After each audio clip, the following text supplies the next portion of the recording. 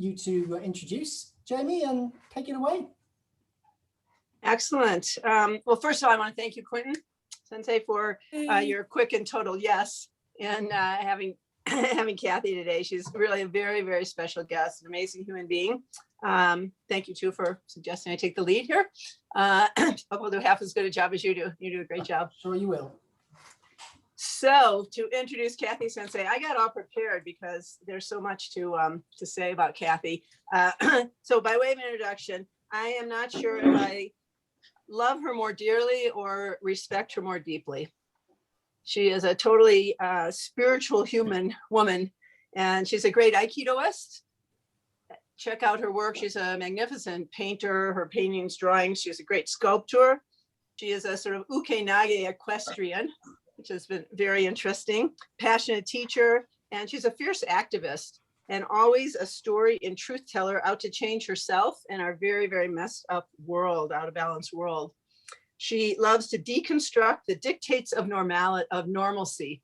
She wrote in her book, Normalcy Isn't All It's Cracked Up to Be.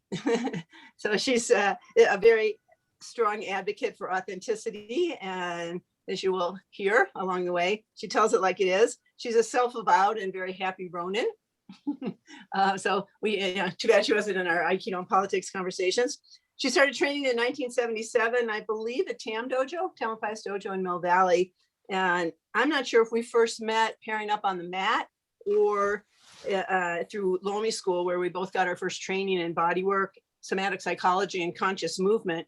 We were lucky to share in those very rich heydays of the Bay Area Aikido, so the 70s and 80s. And in 1989, Kathy said a big yes to me to join our very sort of awesome, open-hearted, open-minded troubadour group that I led to introduce Aikido, help introduce Aikido to the Soviet Union at the time. So much has happened since then in her Aikido, her teaching, her partnership with her husband, who I don't know how she found. He's so wonderful. He's not only is he sweet and smart, he's a terrific Aikidoist and a great artist as well. They just completely share life. Let's see. And then, of course, recently, her very unexpected encounter with sensei glioblastoma and journey through brain cancer. So that's just by way of introduction. So much we could talk about. So I want to welcome you, Kathy Sensei. Thank you for being here. Thanks, I love you so much. Yeah. Well, thanks for taking the time to talk to everyone today. For starters, would you share a little bit about your background, like where you grew up? I know you were a tomboy. Were you always an artist, a rebel? How'd you get to Aikido? Stuff like that. Jimmy has an eye for the tomboys. Yeah. Yeah, I grew up outside of Washington, D.C. I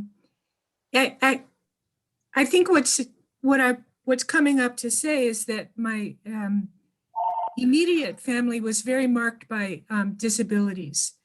My father brought polio home from World War II in the South Pacific. That affected his upper body. My younger sister was born with a birth defect, spina bifida, that affected the lower part of her body.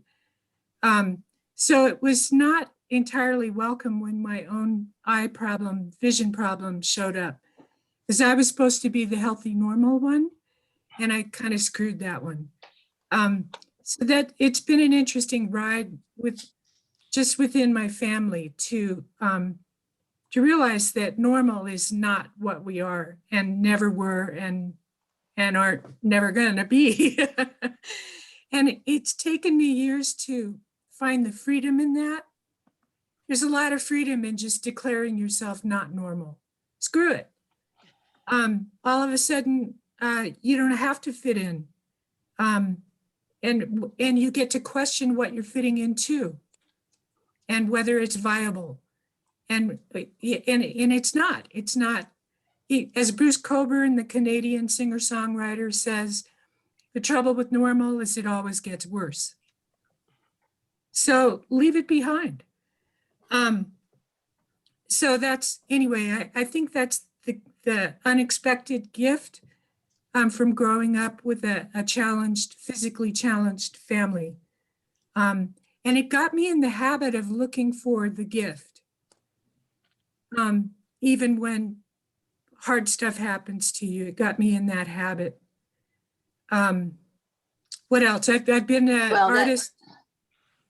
Yeah. That Been an habit is obviously artist. serving you well today, which we'll get into. Yeah, yeah.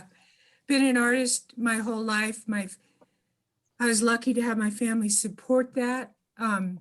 They had a context for it because I have kind of a famous uncle, David Park, who was big in the Bay Area figurative painting movement back in the 50s and 60s. You can look him up.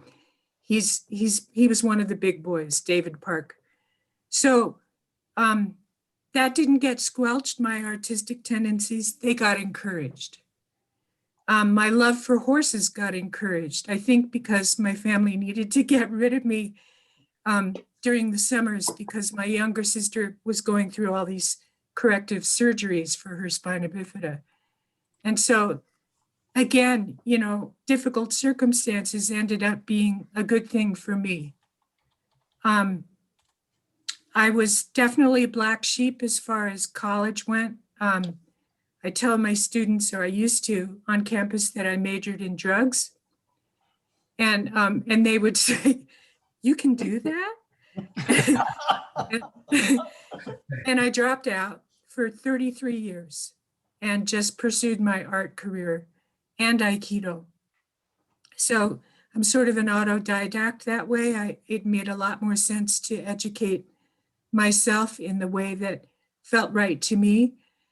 But then I started to get tired of being poor. So I actually went back to college at age 53.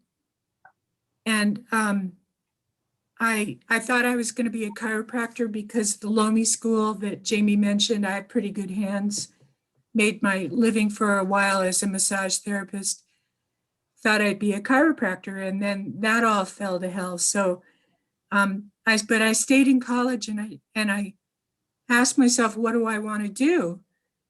It turns out I wanted to take creative writing and I wanted to take theater and I wanted to take more art classes. So I ended up graduating and going on to graduate school and getting a MFA in creative writing. So I now teach, not on campus anymore, thank goodness.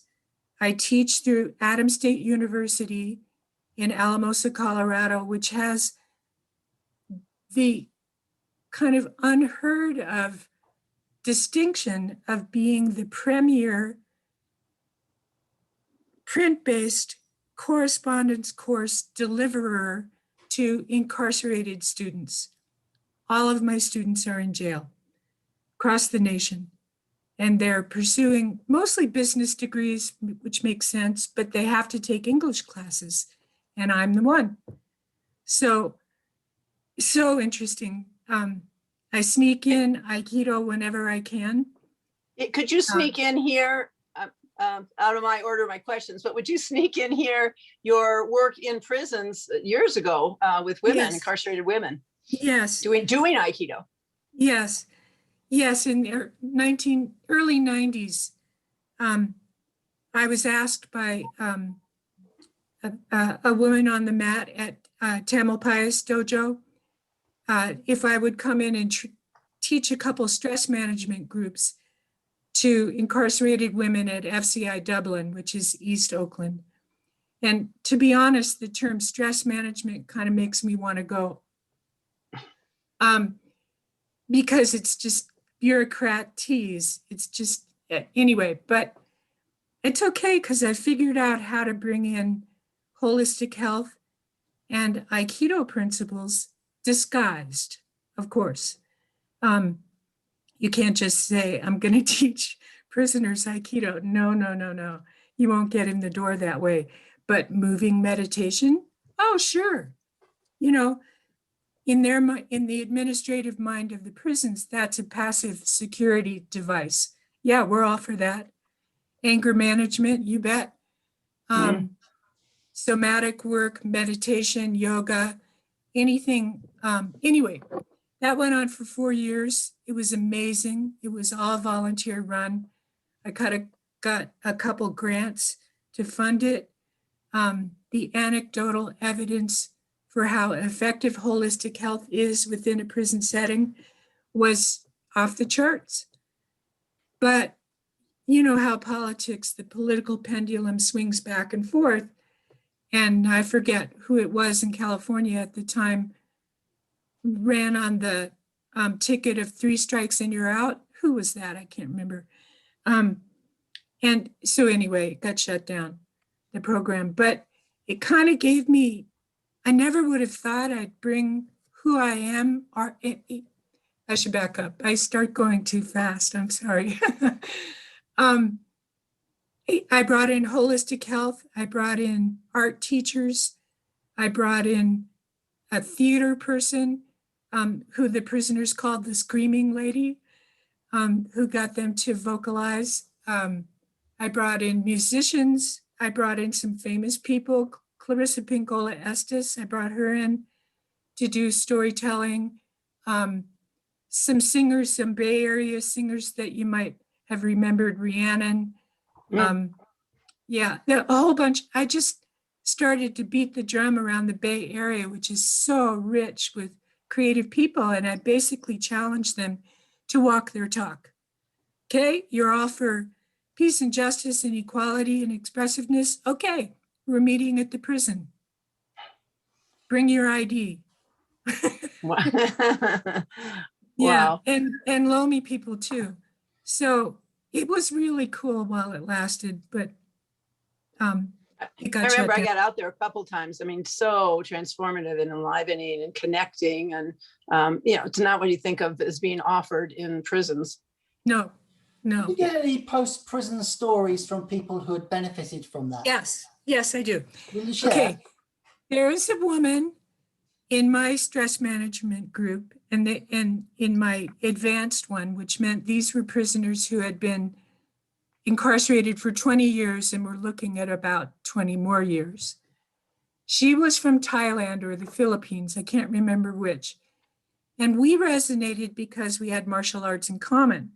She was a kickboxer and I had aikido. And so we had sort of a frame of reference for being part of a lineage, for having a teacher, for practice, for how it's about polishing yourself. She came to me one day and she said, Kathy, I'm in trouble. I am in trouble. I was waiting in line and this bitch cut in front of me. And little sidebar, waiting in line is really hard in prison because you just have to do it over and over without reason. And so if you've lost control of your cool button, if you can't find your chill button, and it'd be an easy place to lose it. So someone cut in line, got in front of her, and this woman, I'll call her Sadie, I don't know what her name was, but she said she almost went at this woman. She almost did. But she caught herself. But she got the shakes afterward. And she knew I was teaching the group and she went and found me. And she said, Kathy, oh my God, my father, I could see his face. He was so disappointed. I almost blew it. I almost blew the code. I know I'm not, you can imagine if it had happened to yourself. And I listened because that was really the best skill that I had, was to listen and not judge. And then I waited, and then all of a sudden I said something which stunned us both. I said, Sadie, you need to wrap a black belt around the woman who cut in line. She went, what? What are you talking about? She's a bitch, blah, blah, blah. I said, no, she is teaching you something about your self-mastery, about your level of self-control. She taught you something really, really important. And you need to wrap a black belt around her and bow into the lesson. It's not about her. I'm not saying she deserves the black belt. It's about how it changes you to wrap the black belt around. And anyway, it gave her some peace. She walked away. She came back later and she says, whoa, that was heavy. I thought you were nuts, but you were right. And I won't ever have that problem again. I'll have other problems, but I won't have that problem. Can I use this to segue? You bet. I know you did some karate training before Aikido, and then you got to Aikido. And I want to ask you, the segue here is around centering. For those of you who don't have her book, you should get it. Can't see it in my background here. Anyways, I'll show you later, Aikido off the mat. But I was kind of going back through some things, and I so love how you talked about center. That here you are in Aikido, and the male sensei saying, go in your lower belly, and you're like, oh my God, that's like not just my lower belly, that's like down there. It's in my hips, it's in my my womb. And you wrote about it as the incubation chamber, the literal seedbed of creative and regenerative power. And you weren't so sure you wanted to go like down there. And a man's not really thinking about that so much, right? And like monthly cramps and the whole bit, yeah. And wide hips. Do you love your body? So much about the body's coming up. But also then connecting there and going, this isn't just lower belly. This is like women's power. This is our, like waking us up to our power to change this effed up world. Yeah. So anyways, if you would talk about centering and, what that means to you and how you work with that with, with your students, with yourself. Yeah, my center, when I first started, was probably up here in my chest.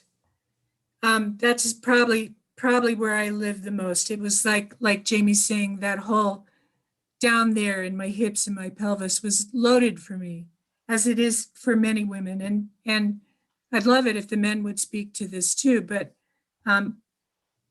it's been a long time since I've had a male body, maybe in another lifetime, but I know in this lifetime, it's been charged and difficult to just accept my body and love my body, especially the femaleness, the essence of femaleness in the pelvis. So as I started to work with letting my center drop, letting center and ground start to have a relationship with each other. Ground I could get, that's feet, that's like 4 horse hooves. I could get that, but my center was up high. So how could I let my center drop down into the nether regions? Oh, scary, scary. And breathe down into there. Breathe down into sexuality. Let's just say that word.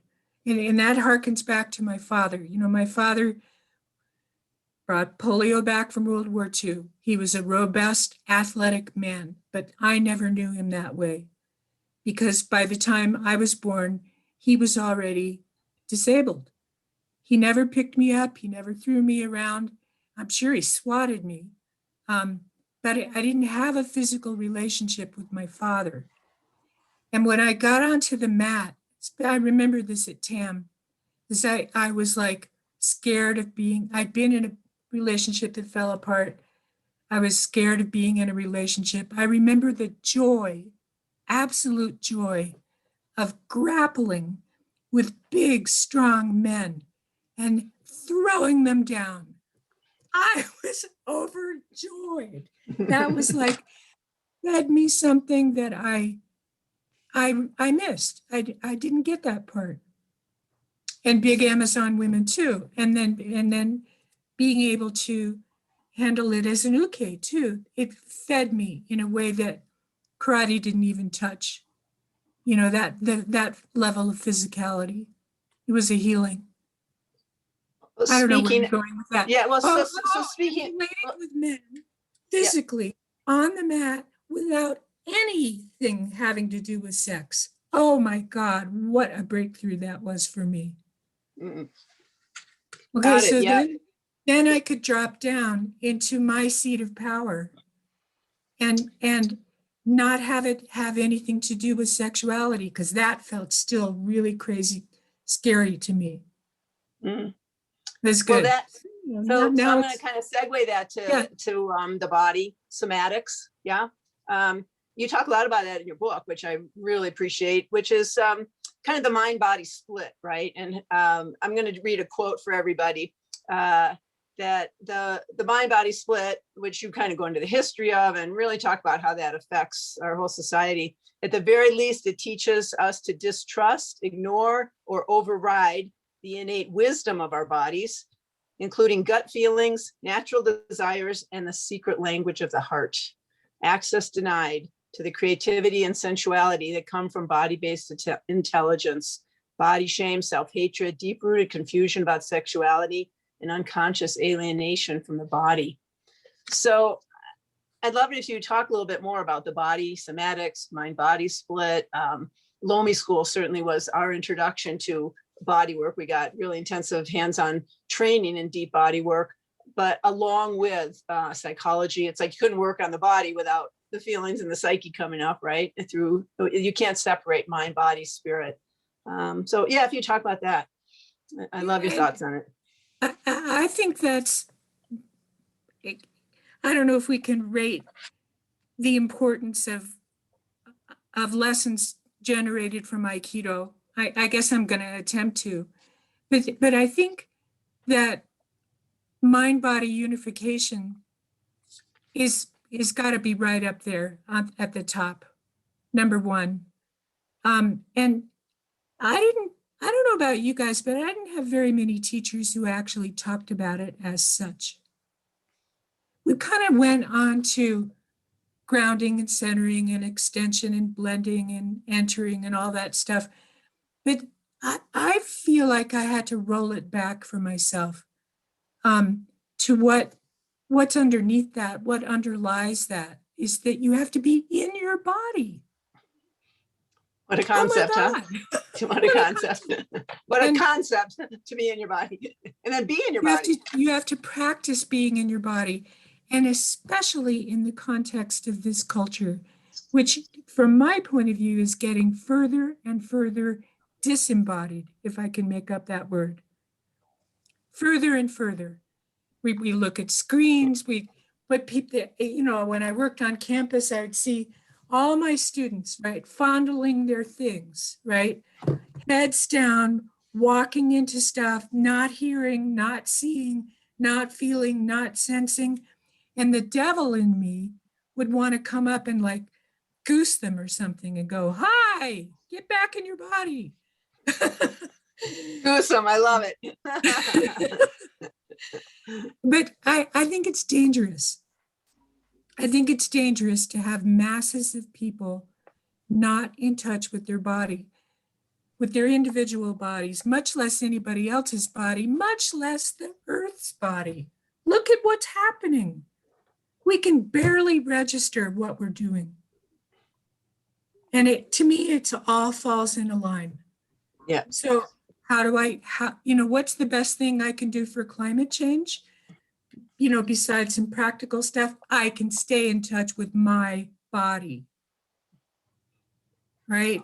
And the bodies of the people that I love, and be open to loving other people that I haven't even met yet, and be open to loving my horse and trees and dirt and worms. And you see how it extends out from there. It's absolutely. I mean, I think that would be a great topic actually for the whole session, which is how being embodied and through Aikido that we can be in touch with and what that would do to Mother Earth, our relationship with nature, Mother Earth, the environmental crisis, violence, hurting other people's bodies because we hurt our. Yeah. Absolutely. And just a little caveat, being in the body that you've got. Not some other made up ideal, quote unquote, normal, not that body. No, the one you've got. Mm-hmm. Thank you. Thank you for the self-love for our own bodies. Thank you for normalizing not normalcy. Yeah, no kidding. It helps me. After all this time, it still helps me because I'm so not normal, and it's been a struggle. Who is? Raise your hand. Raise your hand if you're normal. Okay, then. I've heard that normal is just a setting on a washing machine. There you go. The ultimate irony, the Gay and Lesbian Center in San Diego is in this neighborhood that's literally called Normal Heights on Normal Street in San Diego, which is totally great. That's a true factoid. Kathy, I'm going to switch gears because I'm thinking about time. So I know that when you left the Bay Area, you moved to the desert with your mentor, Shihan, really, sculptor teacher, mentor, and you had an incredible apprenticeship in the desert, working with your sculpture teacher. Could you share with us some about that time? Yeah, and I did I just drop out? I think I pushed No, them you're off. here. You're here. Okay, I can't see anybody anymore, so I'm not sure what happened. Oh, there you are. Okay. Again, I get to going too fast. To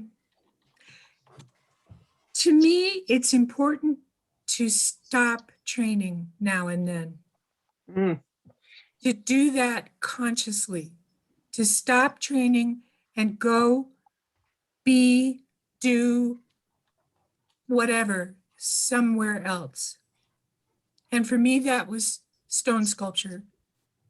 And it also got me into that idea of what's the ultimate point of training on the mat. I think it's about taking it off the mat. That's the point. Taking it off the mat into the world, into your life, into your family, into your job. That's the point. So circumstances and then later my own conscious decision, I have taken several, I don't know the plural of hiatus. I don't know that. Anyway, several of them. And one of them was to the desert where all I did was carve stone. And I also practiced saying no, because like many other women, I was not clear on yes and no. I was not clear. I was saying yes when I meant no. I was saying no when I meant yes. I don't think I'm the only one who's been confused about that. So I learned how to say no so that I could say yes more to myself. And I was, chipping stone and living in a town of about 40 people way out and learning to conserve water and appreciate wilderness and living out on the fringe.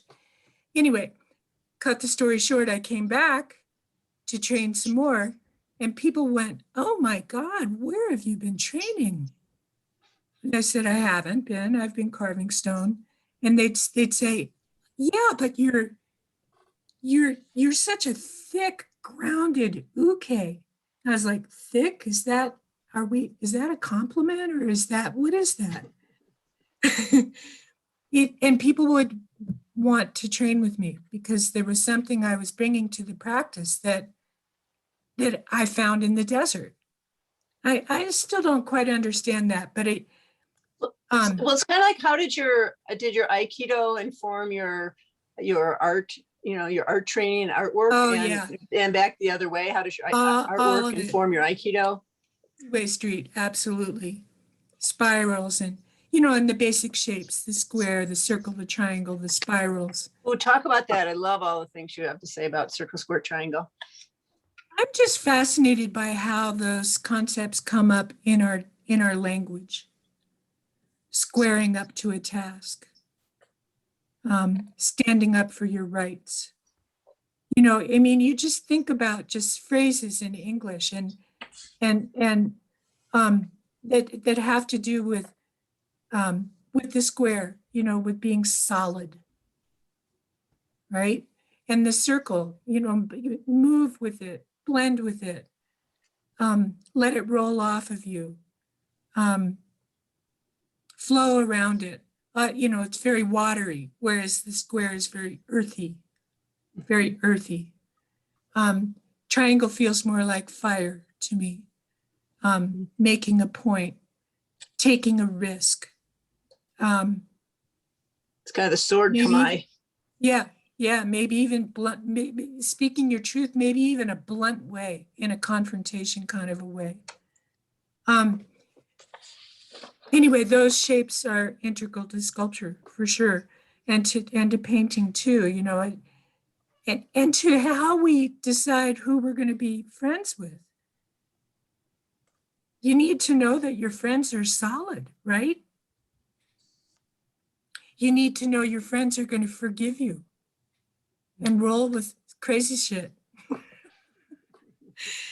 And you need to be able to speak your truth Mhm. and have someone hear it and embrace it, right? So they're the three shapes again.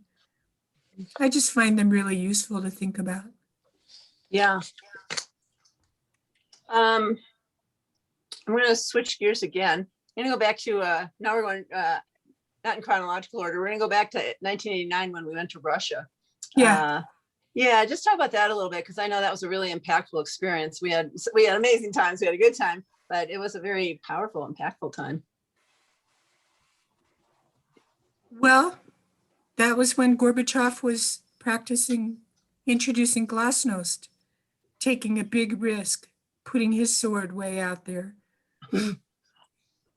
Way out there. And when you and I and the people who traveled with us, Jamie, were making an end run using the circle to go around government stalemate, right? And declaring ourselves citizen diplomats.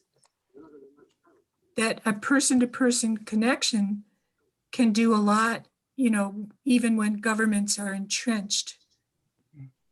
There's the circle again. And we made those connections, extension being a triangle connection. We made personal connections. We trained on the mat. We threw each other around. We couldn't speak each other's language, but we spoke the language of aikido. Yeah. And there was love. Mm. There was, Yeah, it was hilarious. Some of it was hilarious. I remember them taking us to Red Square, and we're all like touristing, right? And they're behind us with their Joes and doing Aikido and going, excuse us, you know, they wanted to learn Aikido. And it was like all this enemy stuff fell away so fast. Yeah. Yeah. Yeah, finding a common language through, you know, sweating on the mat together, drinking at that table that fell down. And we all started drinking, she'll be coming round the mountain when she comes. It's the only song we all knew. Yeah. Commonality, right? The Aiki, the Kiai, the great commonality. stuff. Yeah. Great stuff. Well, before we get to sensei glioblastoma, which we're getting there, could you share with us a little bit more about, you know, were you always a horsewoman? In your book, you write so just beautifully about, especially Esperanza, your main horse, but I know you've had more, but just the relationship with her. And I'm going to read just another quote.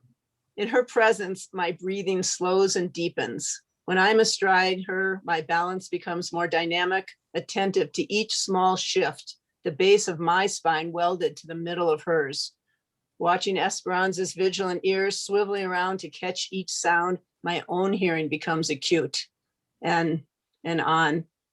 Such beautiful writing, but so I really recommend that book and your other books. But if you would talk a little bit more about kind of the, you know, Aiki equestrianism. Horses are great ukes. They are great mirrors. Historically, horses have, I don't know, well, if we go back mid-century into the cowboy kind of break the horse realm, you can, they reflect back to us as Americans that kind of the dark, one of the darker sides, that I will bend you to my will. You will do what I say. I don't know. I've had a couple senseis like that.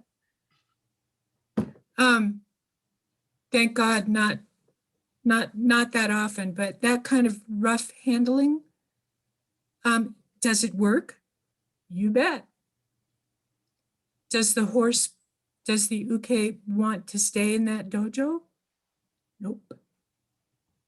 So later in the, I don't know, I'm going to say 80s, 90s, and still there's this movement towards what's known as natural horsemanship, partnership, more of a leader-follower, melding back and forth, flow of working with horses with how they really are. They're prey creatures. They're not predators. We're predators. Although I think women can relate to being prey also. And men too. I'm sure I can't speak to that. So that forcing a horse or forcing your uke to take the fall or to do whatever it is you want it to do, no doubt it's effective, but not in the long run, because you're not building a partnership. You're not building trust. You're not building the desire to come back and play some more. Quinn, I feel like you have a question. I'm not sure when you get like this. It's just an observation, really. We keep coming back to Russia, prisons, horses, etc. What you're doing is the language of principle, really, and you're showing that there's one language that works in every place, and that is if you follow the principles, you get a very effective result. Exactly. And if you use force in any of those other situations, especially in the prison, you get a result, but I'm not sure it's the one you want long range. And I think these principles and what you do, Kathy, is healing. So there's healing that goes on in the prisons. There's a healing relationship with horses.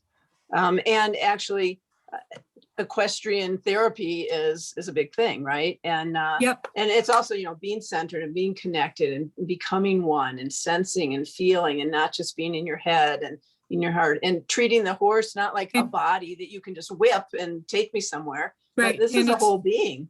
It's about embodied practice too, because horses are being prey animals. They're very sensitive. They're very skilled body readers. And so if you're approaching a horse with top heavy, with a lot of ego, and a lot of bullshit, a horse will pick that up so fast it just will make your head spin. But if you come at a horse genuine, even if you're afraid, if you come at the horse genuinely connected to who you are in that moment, the horse will give you a chance. So we're back to energetics and authenticity, body language. You're lined up. You're not trying to be who you're not. That's what a horse looks for. Be who you are. Mm-hmm. I think you're the greatest advocate for authenticity that I know. And that is about our alignment. And that is hopefully what we get from training. Yeah. Right. But that's when we don't just fall into a system and have to obey and even take abuse ourselves in certain ways. Yeah. Right. And that happens in working with it's mostly men in prisons who, are wounded. I mean, in so many ways, but they come across my desk because I'm teaching English, and they're all wounded in English. Some English teacher hit them hard and forced them and ruined their relationship with expressing themselves through the spoken or written word.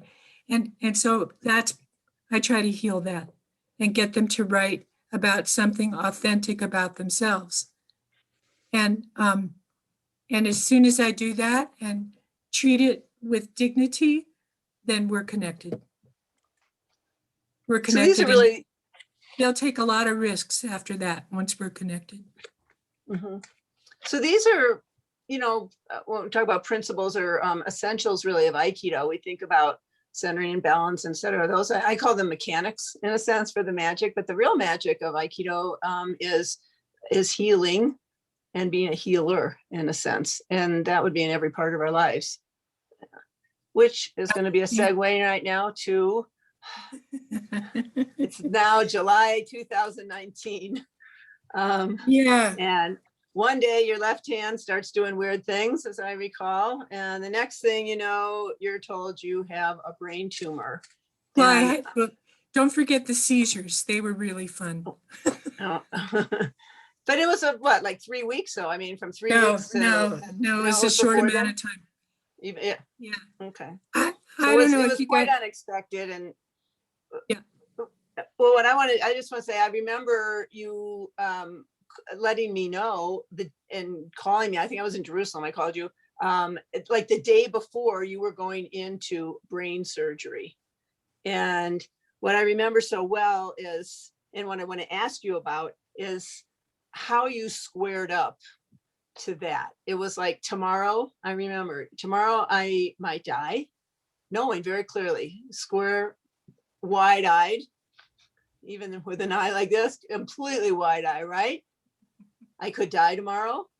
I could come out, who knows what kind of impairment, or even in a, say a vegetative state, or maybe I'll be okay, who knows? But that's what you were facing. And it was like warrior woman, but not battle woman, but just, I mean, I want to know how you squared up to that. And then I remember the day after, you sounded the day after like you sounded the day before. I don't know how you did that. Jenna's just done that herself from a week ago, had a second surgery. It's like, and the next day, I don't know how you did that. And I was blown away. And it's now 20 months, which you've already outlived the prognosis. So share with us about that. Well, I don't know if anyone else has had to sign the kind of release forms, Jenna, you and I have had to sign before having a craniotomy, but they are chilling. They are chilling. And then, and you say, yeah, okay, Molly's nodding her head too. Anyway, I kind of wrote and walked my way through it. The nurses figured out pretty soon that I needed to walk, so they'd come and walk me. And that helped a lot. And then I'd sit at my laptop and try to write my way through it. So I have a piece I can read if you want. Absolutely. Yep. So this was, I think, right before the craniotomy, called Glioblastoma Cancer Blues Pie. An atoll in my right parietal lobe, a dark lagoon surrounded by a necrotic reef, ever pushing outward, hungry for nourishment, contained by the wall of my skull. An indigenous tumor, this, not an immigrant from some other place. What is its origin? An errant thought? A pocket of hatred? In search of its genesis, I could blame myself for a million reasons, but that seems like a colossal waste of time. A fluke? A bit of wayward star stuff? That, of course, is exactly what we all are, at any time, any place we probe. I used to think that the crazed and non-discriminating growth of cancer had to be attributable to repressed and thwarted creativity, an insane and blind reaction to the body's need to express itself, even at its own peril. But my life has been and continues to be a tribute to creativity, so I must kiss that theory goodbye and sit with an unanswerable question. Glioblastoma is now part of my path, an unbidden sensei, formidable, mysterious, surprising. Line a pie plate with a stiff, heavy crust. Fill with blackberries and bittersweet chocolate chips. Mash until it bleeds. And then stir until the center is smooth and calm, a dark lagoon. Whip stitch the crust in a long, tight seam and bake in a hot oven until the steam whistles and the juice drips. Eat without utensils, head first, so the pie is salted with tears. A couple days later, I started to write this piece. This is called Welcome to Your New Sensei. Number 1, wrap a black belt around your suffering, your disease, your pain. Acknowledge that it is formidable, not something to be trifled with, ignored, or denied. See it as a sensei, a teacher, not an opponent or something to avoid or wall off. Open to the reality that it brings something you can learn and grow from, something that might help you come to terms with what is unresolved in your life, something that might help you connect with other people, something that might touch your heart and inspire your spirit. 2, bow in and accept the challenge, all of them. Square up to your new reality, stand your ground, walk your line, ask for support.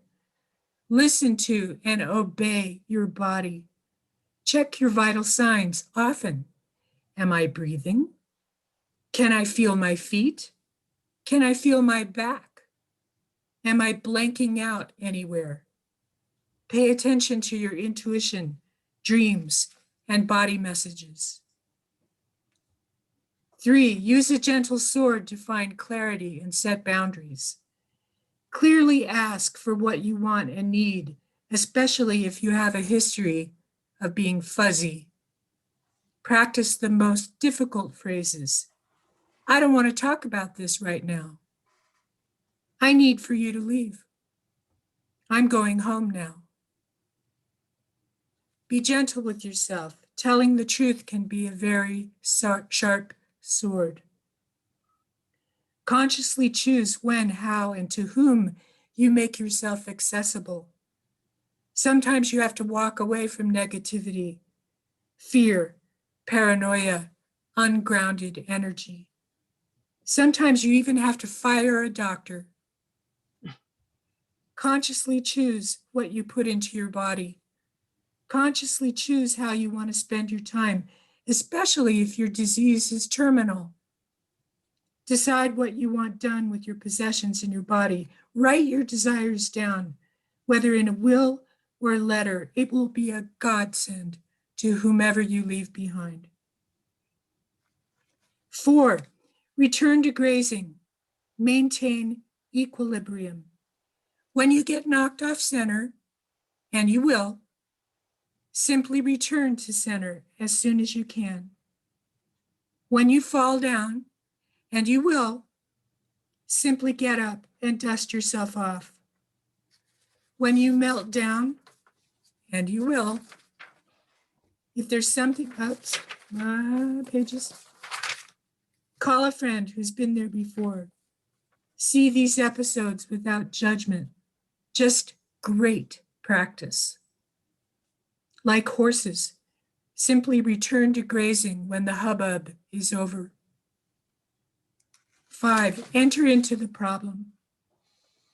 Use your sword to see into the heart of every problem, every challenge. Deal with the ones you must, let the other ones go. Enter into pain and suffering. Use it, transform it into expression. Pain is a message from the body. If you kill the messenger by smothering the pain, you won't get the message. The body might feel it has no choice but to amplify the message in order to be heard. Practice entering into the problem so that when your time comes to enter into dying, you will be ready. Use the reality, number 6, use the reality of your suffering to open your heart and connect with a much more encompassing universe. Practice nonviolent communication. Make amends to the people you have shut out or refused to forgive. Forgive those who have shut you out and refused to forgive you. Practice forgiveness, even if it is in silence within your own heart. It will not only be a great gift to them, it is the best antidote to your disease. Forgive yourself for getting sick, for suffering, for dying. It's not your fault. You didn't do anything wrong. Besides, we all have to die sooner or later. Use your gentle sword to see into and connect with the heart of everyone you meet. See especially into the hearts of those who are taking care of you. Let them help you. Help them loosen their masks now and then. Help them express their own pain, fear, anger, and grief. 7, quit holding back. What if you had a year to live, a month, a day? What would you keep doing? What would you stop doing? What would you change? Give your gift, the one only you can give, the one you are still here on this planet to give. If there's something you've always wanted to do it. Give stuff away while you can still enjoy giving. Practice letting go. Practice loosening your grip. Practice gratitude. There are a couple more, but yeah. I just want to say, oh, Sensei, really, what a manifesto, really, for all of us. Can't wait till you publish all of that. And we have that to listen to again. I need to listen to it, 10, 20, 50 times, really. Me too. I do too. Yeah. Yeah. Well, before we open it up for people to ask questions and share, which I'm sure they want to, I wonder if you would, it's hard to talk after all that. Thank you. But I wonder if you could share 2 things. One is, there are 2 conversations I'd like you to share. One is your conversation with Dr. Doom. The doctor that I fired? Yeah, the doctor you fired. Because I think it's so important. And it was so strong. So you were totally in your gi and hakama. I know that. I had a delayed reaction, to be honest. Yeah, I let a doctor silence me. In the way that I don't want to admit. There's an intimidation factor, and he knew how to play it, and I knew it was happening, but I had kind of floated out of myself like a frozen deer, and it took me a week. Well, yeah, but to be fair, you were dealing with, that. A sudden brain tumor, and like many of us who practice Aikido, kind of more in the holistic bent, not into, regular, allopathic medicine. And here you've got a brain tumor. What do you do? And how do you do that? That's true. All that's true. And I don't know if there are any doctors who are listening right now, but it's a powerful position that they wield. Some of them wield it well, some of them not so much. And this doctor was definitely old school. And as I read him now, kind of rerunning the movie in my head, I think he was bitter and depressed and despairing. I mean, glioblastoma is really bad. One of my best friends died of it from within 6 to 8 months of being diagnosed in 2005. Yep. And so the best prognosis he could give, if, I promised to be a good girl, which is hard for me to do. Maybe you're catching on to that. I'm not a real big fan of allopathic medicine. And he said, craniotomy, 6 weeks of radiation, years and years of chemo, and anything else we tell you to do. And you might have 18 months. You might. Anyway, he got in my face. He wagged his finger at me. He backed me up. I couldn't even breathe. And it took me a week to kind of rerun that and go, wow, that's not okay. So I fired him and I wrote him a letter. And I wrote several drafts of the letter until I was satisfied that I had found nonviolent language. And I asked him, please, to hear my feedback, that I was not going to come back to him anymore, but would he please apply it to whoever else came into his room for a consultation? Always And the then- activist. Yeah, and then I suggested that he go fishing. Anyway, I think that many in the Cancer Club have had to go through that experience of having the guts to fire a doctor. There's an example of combination square and triangle, but it took a while for me to catch it. Yeah. Well, and you've survived already, more than survived, thrived, or continue to thrive. It's 20 months, so you already outlived the 18 that was going to have a quality of life that was frightful, right? So you're doing some of the allopathic, right? You have every 3 weeks chemo, and at the same time you're living on the land with your horses, with Henry. You've been doing all the art and aiki and breath practices. So what do you think's really helping you so much? And is there a blend of sort of regular and alternative, which I hope it won't be called alternative anymore, just there medicine too. has to be a blend. Mhm. For me, there's no choice. There has to be a blend. And I found a doctor who's okay with that being a blend. It's not his world, but he knows that I'm doing other stuff in addition to everything he tells me to do. This is a new doctor.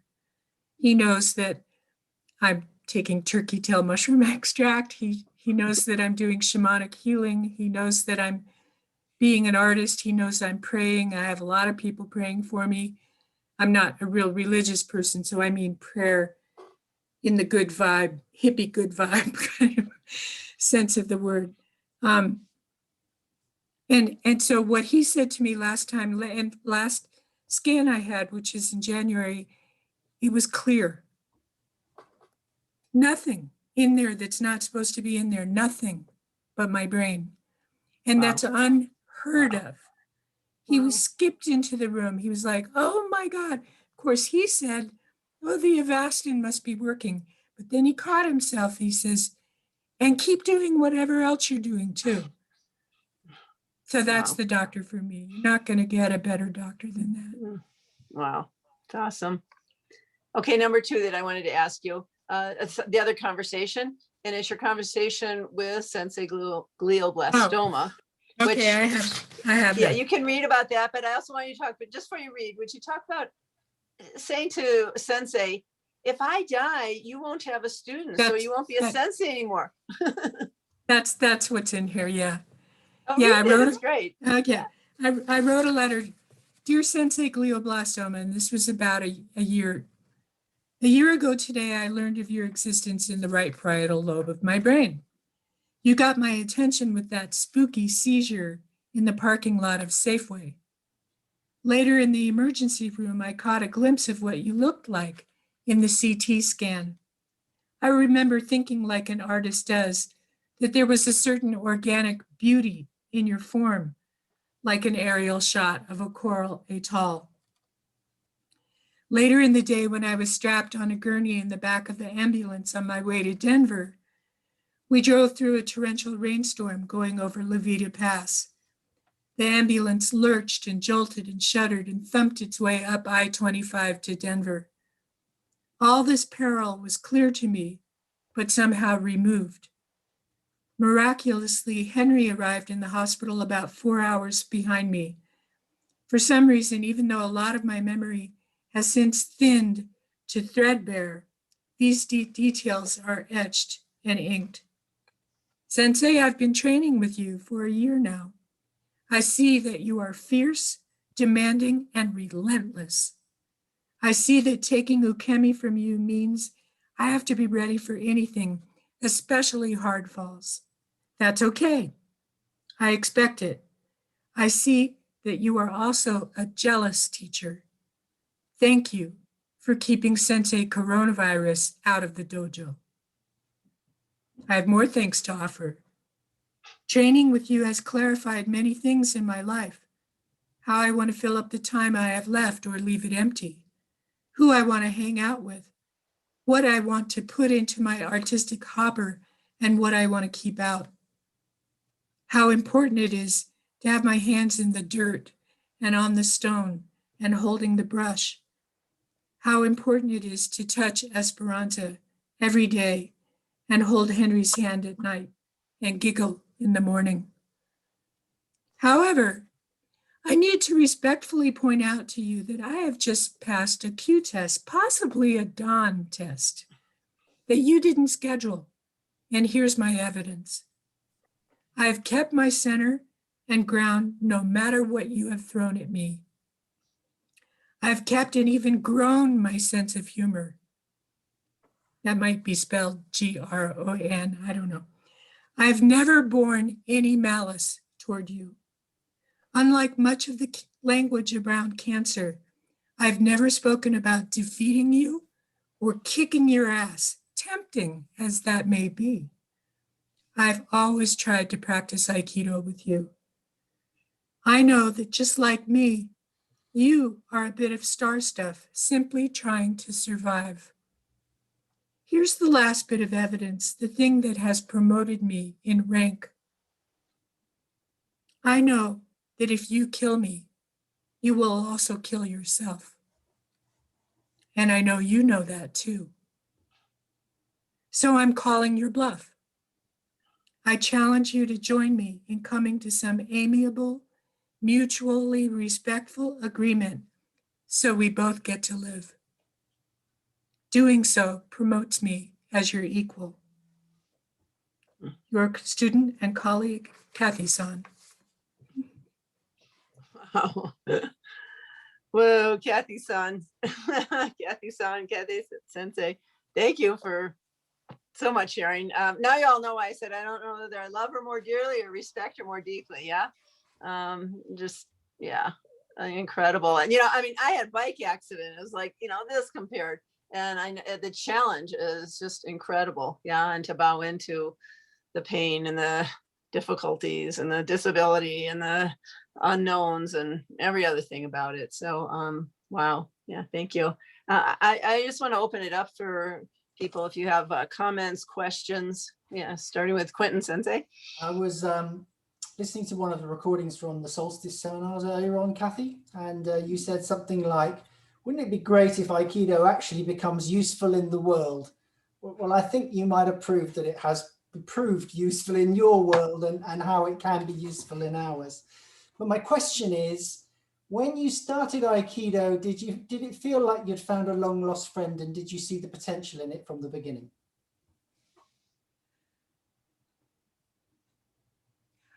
I wouldn't have been able to articulate it then. But on a body level, on an instinctual level, yes, I recognized Aikido. I started with karate. I got into the martial arts because I had an otherwise nice and peaceful boyfriend who started flicking punches and kicks off of my nose. And it infuriated me. And so my first motivation was revenge. But my body didn't fit in karate at all, and I didn't like the end goal or my conception of the end goal as a younger person. And when I saw Aikido, I went, oh, absolutely. I'm lower to the ground. All of it was lower to the ground. I loved the fluid, the round, the falling, the getting up, fall down, get up, one word. I fell in love with it on that level. But I know Quentin and Jamie and maybe others of you too, Janice, I thought I saw you. I know that the pandemic may have helped us discover Zoom and talking with each other and finding our community that way. But I know that those of you who are still running a hands-on dojo, you're trying to figure out how to reach more people, right? Younger people, untapped communities. And I don't have an answer for that. I just have an answer for me. But I think it's got to be in this realm of understanding how incredibly useful it is in our lives and in the life. And if we're going to exist on the planet, we've got to do aikido with climate change. I don't know what that looks like. I'm just saying these things, but I can almost see it and feel it. It's got to get way bigger. It can't just be your little neighborhood dojo. And in a way, I hope that, I don't know when to use when or if, so I'll just use them both. We get through this pandemic and the masks come down and the dojos open up. I hope we don't stop talking to each other. We're already talking about how do we keep these things going, and so many of the things that really have been the gifts of this weird time, right? And hopefully more awareness of extending, yeah, and that, yeah, we love all our ikios and nikios, but that's not really the end game, and that's not all there is. Anybody else? A question or comment? I don't really have. Joe, come on in. Go, Molly. No problem. I'll go after. Molly, then Joe. Joe, then Molly. No, I was just going to say, I don't really have a question. I just have an honoring of the gift of Aikido in supporting life well done.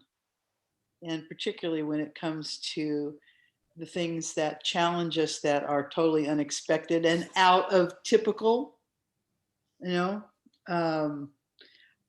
Personally, it has been, continues to be a vital force for me in just day to day, moment by moment. You know, it's just like there.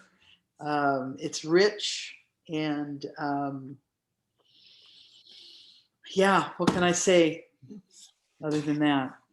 Well, and also I think helping us be prepared for when some huge challenge comes, like it came to you, Molly, like it's come through cancer. Mine was a mini huge challenge recently that I know I wouldn't have gotten through without my training. Yeah. Joe? Yes. Hi, Kathy. Hi, everyone. Well, everything was body blowing, mind blowing, heart blowing.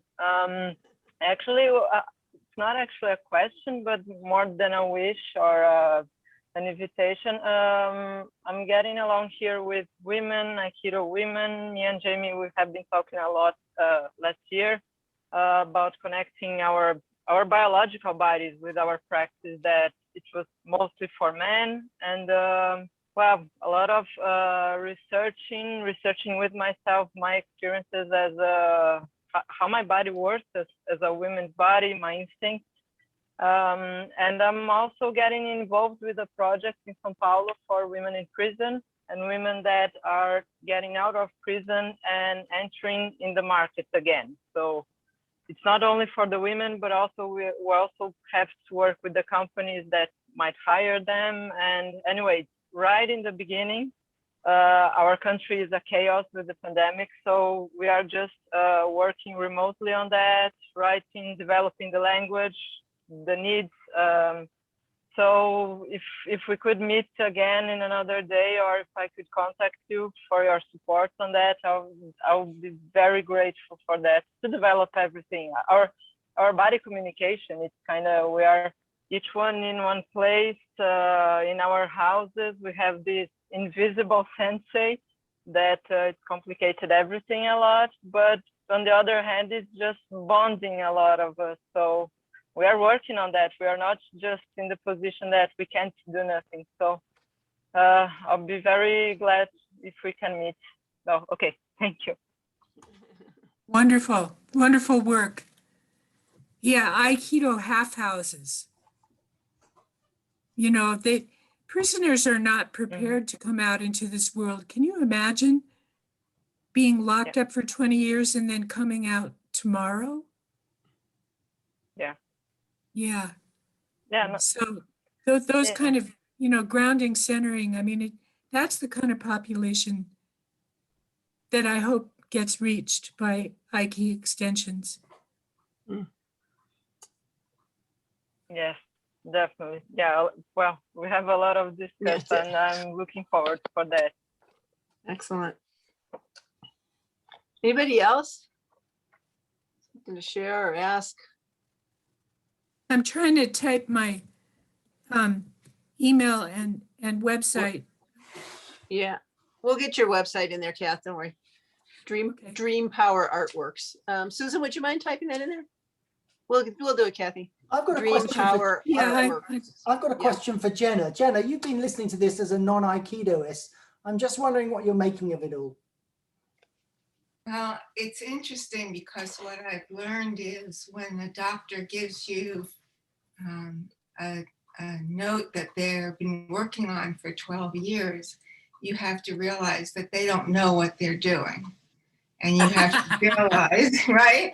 I mean, they've been working on it for 15 years and, you know, they're not getting good reviews. And so you have to, with three minutes of a day, get ready to make a decision about what you're going to do. And it's really impossible because, you know, you don't have the medical and you just don't have anything you need to get it ready. And everyone's telling you, oh, this is great and this is great. And you know that what they're getting is your data and you don't get anything, you know? So, yeah, so I've had to learn myself how to figure out what to do with this. And I don't know whether I'm doing it right or not doing it right. I'm doing it as myself. And I have to, you know, these people said they can do it, but they need me to make it 4 times bigger. Well, I don't want to do that because mine, unfortunately, is on the left side. And so if I do it on the left, then I'm going to lose my preservation.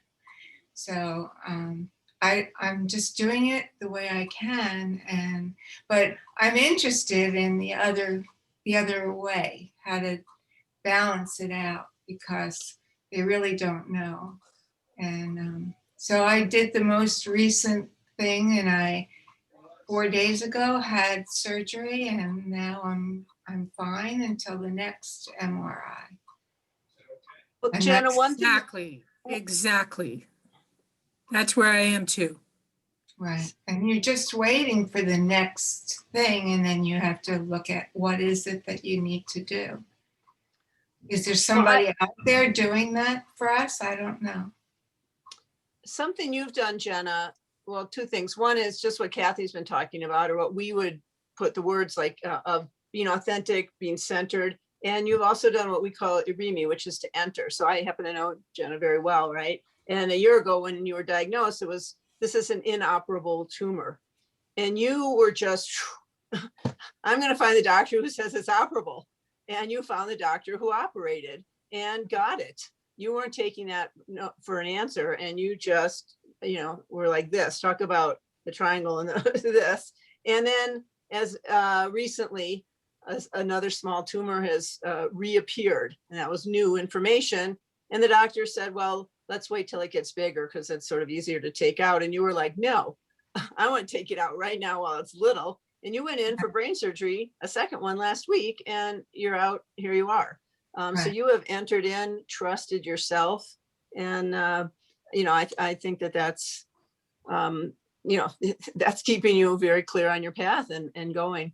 One other really cool thing I will say, Jenna's been finishing up a book, and so I'm trying to work on that a little bit with her. And she had like 1 or 2 last stories to write. And the language, the actual speaking in words get a little difficult, but the other side of her brain does her sign language.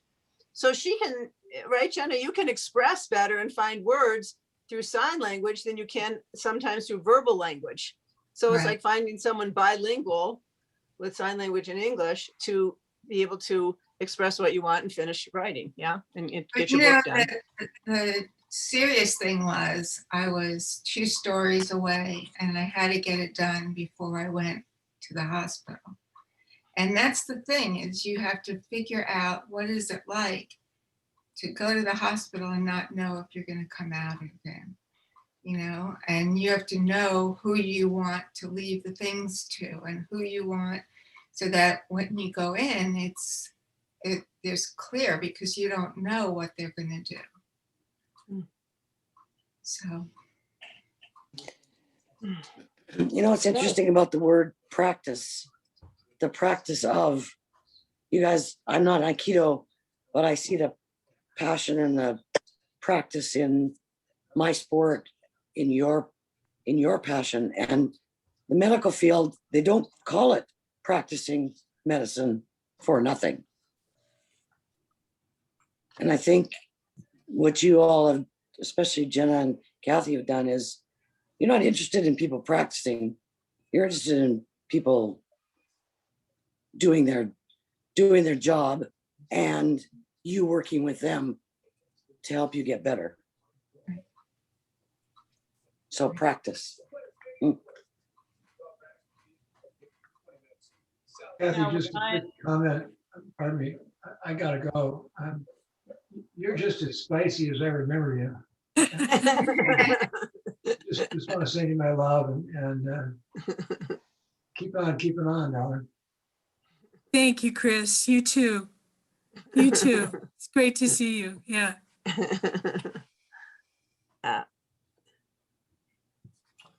Anybody else?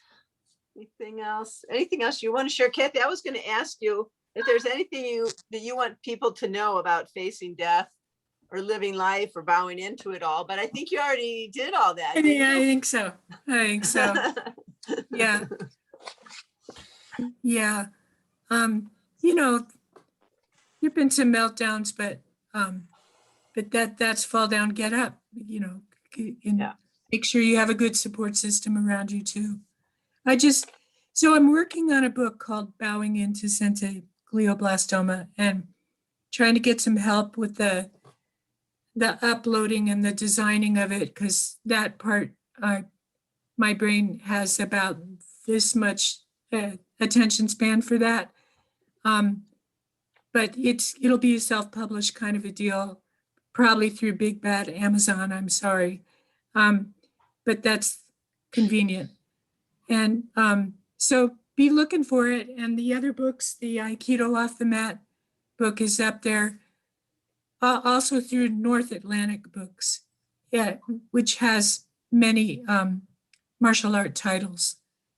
And if you buy it through North Atlantic, then I actually get a royalty. So this is Aikido whatever Off it the is. Mat.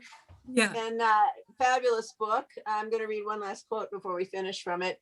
And Kathy, what are your other books? Because they're just beautiful as well. I wrote a memoir about working with my sculpture teacher called Seeing into Stone, A Sculptor's Journey. And I lived in a tiny little desert town and learned how to carve marble, which I still do.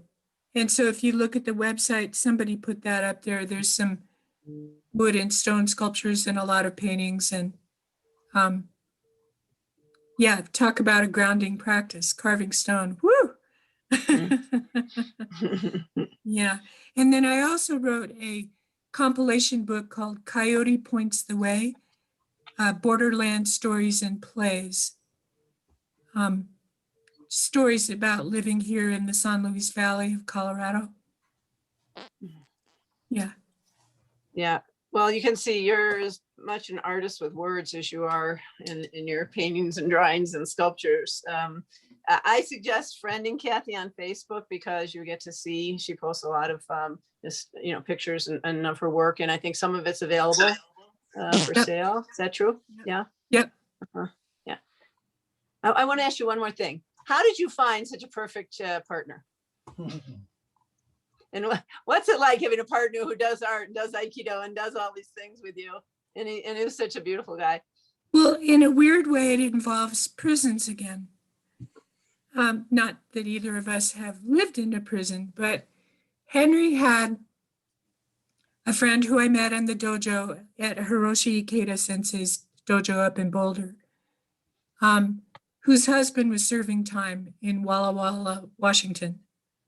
And she was trying to create a venue for prisoners to make art and send it out and sell it so that they actually had some money to put into the commissary.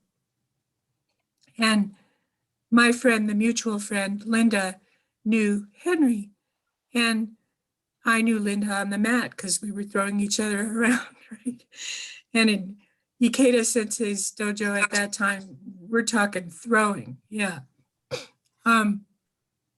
Anyway, she saw that she knew that I was an artist and the mutual friend, and she knew Henry was an artist, and she said, huh, you guys should meet each other. You're both artists. Anyway, that's how it happened. But that was one of those too, where the only part that was confusing to me was Henry at the time was living in a household of all men, and he was painting feathers and butterflies and flowers and stuff. And I had been asking the universe, please, I'm ready to meet my mate. And so my first reaction was like, oh God, do I have to be specific that I want to meet, you know, a man who's interested in being with a woman? Come on, God. Anyway, but we got through that. Your partnership and through it all is really quite incredible. Yeah. So lots of love to And Henry. He watched for a long time. For 10 years, he watched Aikido, me teaching Aikido. And then one day he stepped onto the mat. It's amazing. Yeah.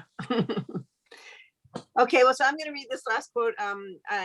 Kathy honored me by asking me to write forward for a book. And so her book, Aikido Off the Mat, is just so rich. You are going to love it. And she story tells a lot, and she has so many great perspectives on, on society, on a more centered economy, on language, so many things. So I said, as Kathy Sensei story tells from on and off the mat, we are walked into considering how things are inside our own bodies and minds, on the planet, and in our challenging lives and struggling societies. So there is a real message for every aspect of our lives, and every moment that we're facing every day, and that we embrace that we are gifted with every single day. So I just want to thank you so much, Kathy, for being you and for sharing so much and taking this time.